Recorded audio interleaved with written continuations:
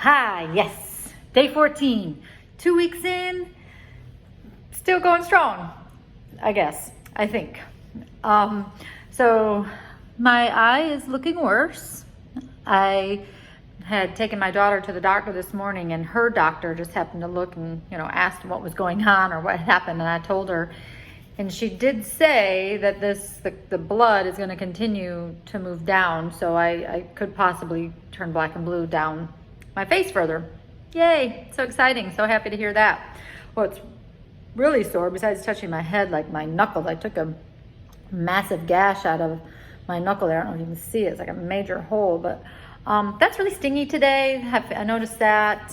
Just touching here, I'm puffier here than yesterday. I was up here, and just in general, I'm still a little sore. My back is sore, my arm is sore, but still, trying to make it through with a smile. Not wearing any makeup on the right, maybe a half of an eyebrow. Did put makeup on the left. So everybody's like, oh, just put purple eyeshadow on that other eye. Okay, maybe I will. But I wanna, so after this fall, it made me kind of think, and then I had already thought about this topic to talk about before, and that is comparing yourself to others. So and I just had a great conversation with my sister, and that's kind of, what you just do naturally. And I'm sure I kind of shared something similar to this in the beginning, but or a few videos ago, but just don't compare yourself to others. Like I said, God makes you extremely unique. You are who you are for a reason. But I think when we get around other people, or when we're around our peers, we always kind of compare ourselves, whether we really want to or not. And so I always tell my participants in my class or my training, I says, the only person you're in competition with is yourself.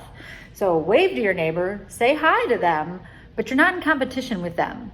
You don't know what they have, their abilities are, and we only know what our own abilities are. That's why I say focus on you and focus on making every bit about you better, but don't compare yourself. So here I am as I fall. The other day I had fallen, I'm like, do other people my age? I'm like, I'm only 45. Why, I work with seniors. I'm like, and I made a joke saying, oh my gosh, they're wearing off on me, because we tend to lose our balance when we get older. And I'm just like, oh my gosh, of course I'm sitting here taking a complete inventory of myself and what I've got going on. And I'm like, what happened? This is 2 falls in the last 2 weeks. This isn't cool.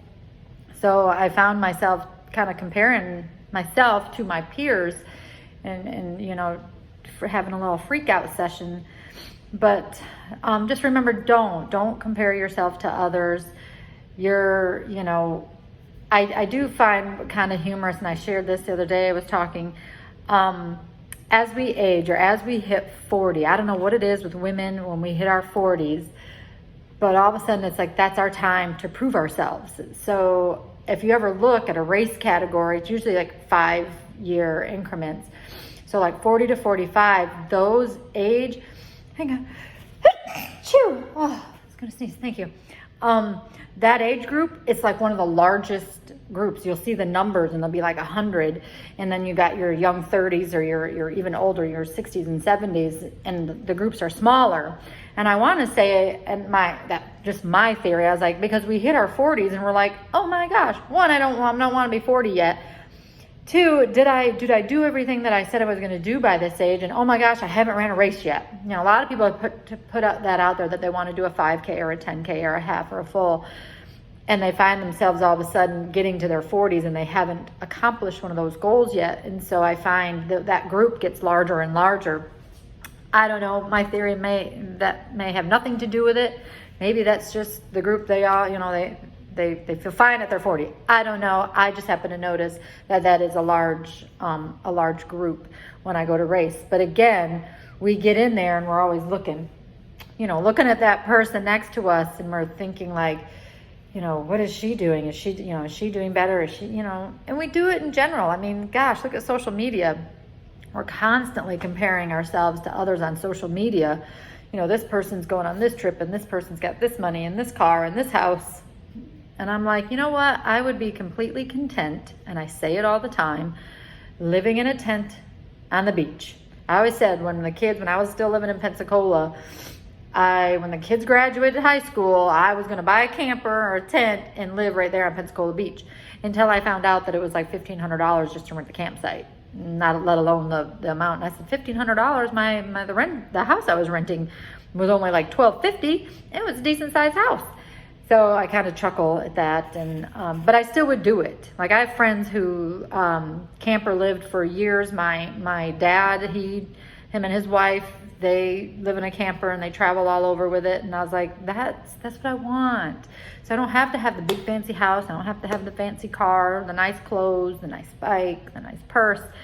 I love it. I have those things, but I could be just as content living in a tent. So again, don't compare yourself to others. Always, like I've said before, stay true to yourself. The only person you are in competition with is yourself. And that's the only person you have to beat. And I always say, strive to be a better version of you. I know this topic is a little repeat, but it's just after really going through it today and realizing that I was doing a little bit of a comparison. I just wanted to share that little bit with you. A little short video tonight. I got some massive homework. Just started my next class on, I think this is measurements and evaluations. So I'm going to get back to my homework. I will see you all tomorrow, 2 weeks in. Super excited. Love you. Bye.